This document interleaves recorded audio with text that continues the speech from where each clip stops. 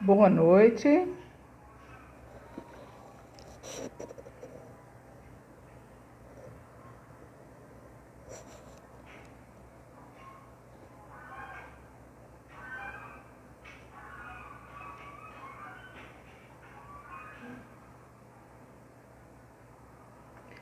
Boa noite, amigos da Casa de Francisco. Uma alegria estar aqui com vocês. Se tiver alguém aí, por favor, sinalize se o áudio está ok, o vídeo também.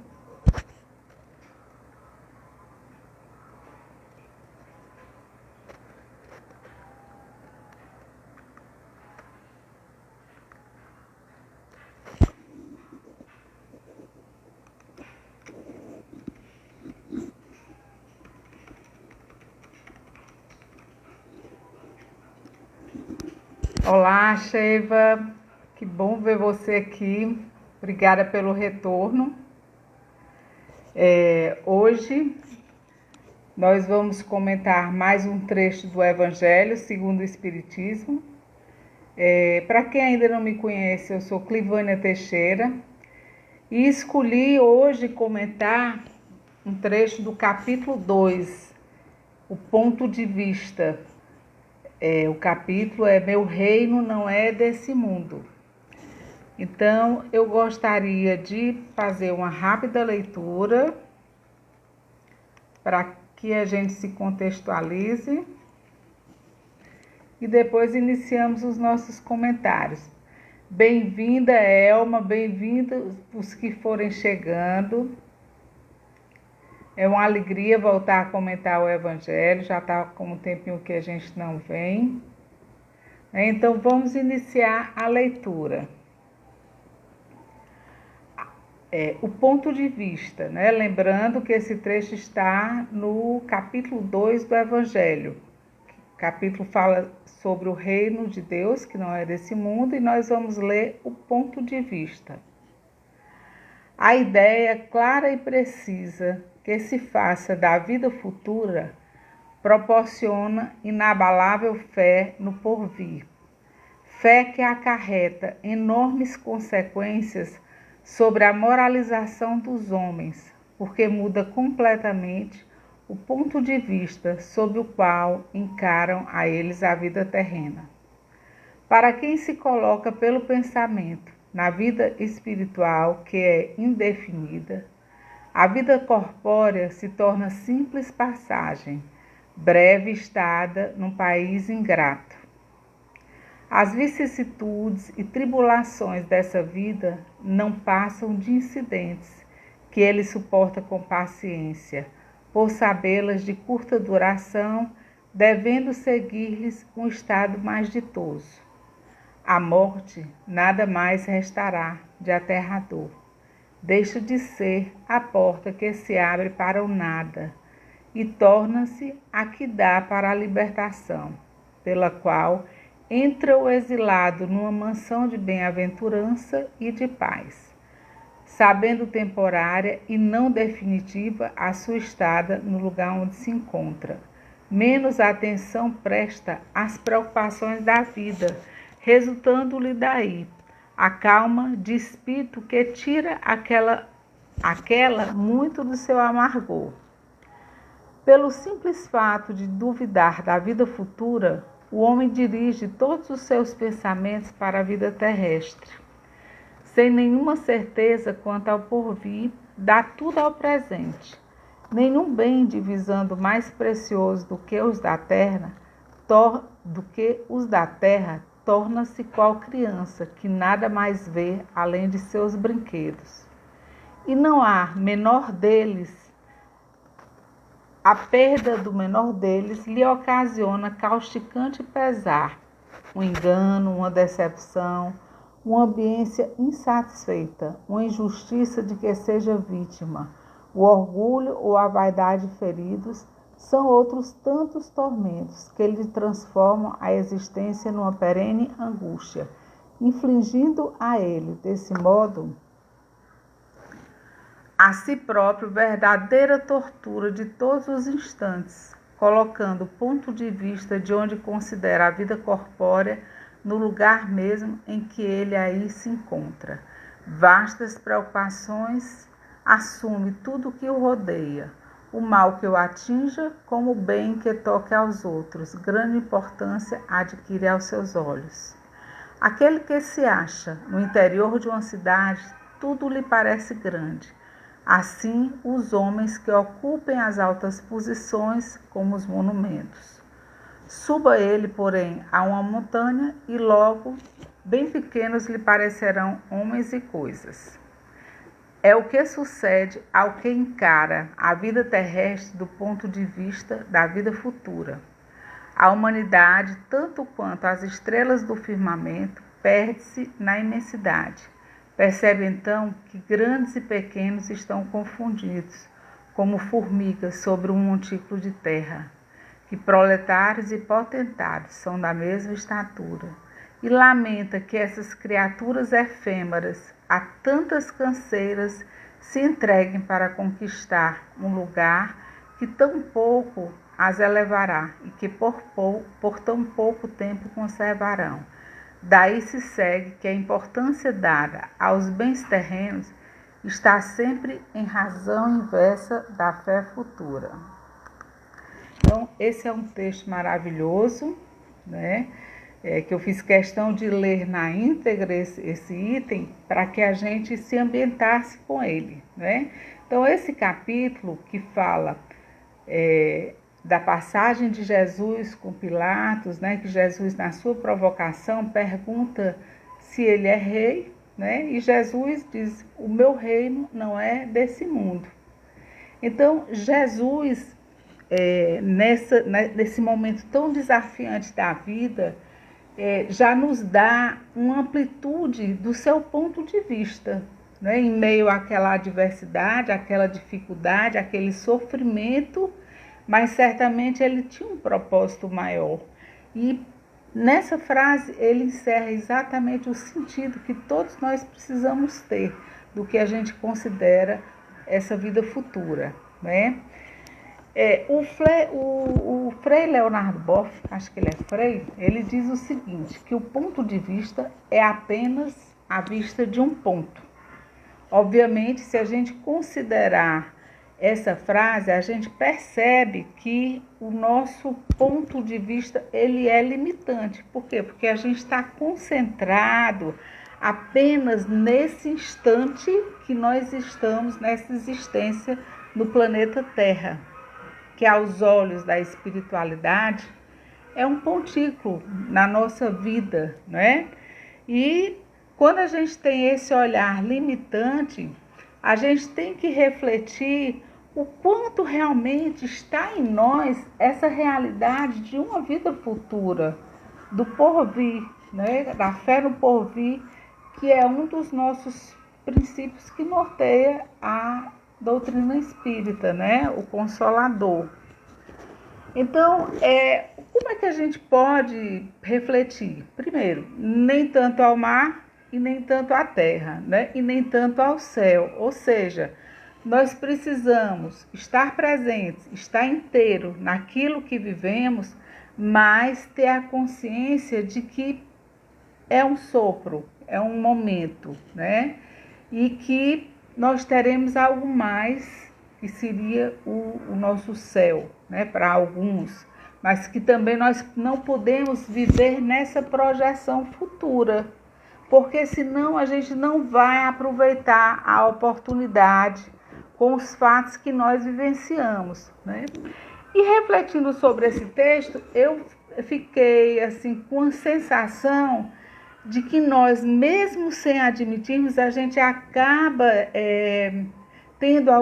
desenvolvendo algumas crenças limitantes, né? Então eu assim resumi algumas, né, para que a gente desse uma olhadinha nisso, né? Todos nós temos uma teoria muito grande, estudamos e tudo, e a gente sabe que na qualidade de espírito imperfeito que somos, nós acreditamos em anjos, né? E será que a gente para pensar de que a gente está tendo a oportunidade de chegar a essa condição de angelitude, que o nosso processo evolutivo chegará a esse momento, né? Então, assim, até que ponto nós verdadeiramente acreditamos nisso? Ou será que a gente está apenas detido nas nossas imperfeições e nesse redemoinho que a gente vive de problemas, nesse momento de tristeza, de preocupações em função da pandemia? Né? Então, esse é um dos primeiros pontos que eu sinto que a gente acaba desenvolvendo uma crença limitante. A gente fala no porvir, mas até que ponto efetivamente a gente acredita nele quando está no olho do furacão, como estava Jesus quando Pilatos olhou e perguntou: sois reis? E ele disse: o meu reino não é desse mundo. Né? Então, o convite é que para nesses momentos que a gente estiver em momentos desafiantes, a gente se afaste um pouquinho daquele ponto de vista. Porque se a gente se eleva, se distancia, a gente passa a ter um olhar a partir de uma consciência mais ampliada, né? E aí vem outro aspecto que eu também achei importante considerar, que é também por que a gente às vezes descrê ou não vive em plenitude essa realidade de uma vida futura, estando agora presente no planeta Terra. Porque também nós somos imediatistas, né? É muito que provável que nós ainda quiséssemos, ainda inconscientemente, que Jesus, com a autoridade moral que tinha, né, e com todo o conhecimento que dispunha, ele tivesse virado a mesa ali mesmo, né? Por quê? Porque, de certa forma, a gente ainda atribui a nossa matéria, a gente ainda atribui a realeza a uma coroa, a um cetro, a um manto, a uma voz altiva, né? E aí a gente acaba se ligando muito mais aos nossos desejos, à necessidade de satisfazer aqueles desejos, do que colocar a nossa vontade a serviço. E a nossa vontade, como foi a vontade do Cristo, né, de se determinar, de vivenciar toda e qualquer problemática e também os momentos felizes, é o que nos põe a serviço do porvir, da nossa evolução, do nosso crescimento, do contributo que nós possamos dar para todos que estão também ao nosso redor, né? Então, lidar com essa questão dos nossos limites e aceitar que somos efêmeros, mas nem tudo que a gente quer consegue exatamente na mesma hora ou às vezes da mesma forma, seja também uma forma de você se conectar com essa realidade do espírito, né? De outras vontades, de outros aspectos que nós ainda não conhecemos e talvez lidar melhor com esse não, aparente não, que a vida nos dá. Porque às vezes Deus nos diz sim, até quando diz não. Agora, quando é que a gente percebe isso? Talvez quando os fatos tenham ocorrido. Quando a gente vai contar aquelas histórias que a gente viveu, aí a gente, agora eu entendi por que é que eu passei por essa ou por aquela outra situação, né? Um outro aspecto do ponto de vista que eu acho também que é legal a gente lembrar é que a gente deve acreditar no porvir, mas a gente não deve perder essa capacidade de entender que nós somos co-criadores, né? Quando a gente entende que é co-criador, a gente toma consciência de que nós somos capazes de interagir e transformar aquilo que nós vivenciamos. Né? Se a gente vive algo que é negativo, algo que está pesando na nossa vida, nós também podemos, pouco a pouco, transformar. E isso vai construindo um caminho mais saudável para esse porvir. né? Então, a consciência dos mecanismos de causa e efeito, de ação e reação, nos empodera, também aqui no bom sentido, para que a gente entenda de que nós podemos transformar nossa realidade, desde que a gente não mergulhe no caos e se transforme no próprio caos, né? Por mais adverso que seja o momento, nós temos vivência suficiente para saber que eles passam, que nós superamos as ausências, né? Mesmo as ausências de pessoas queridas. E quando a gente acredita nesse porvir, a gente sabe que essas pessoas que amamos e que partem antes de nós, elas só mudam de plano, né?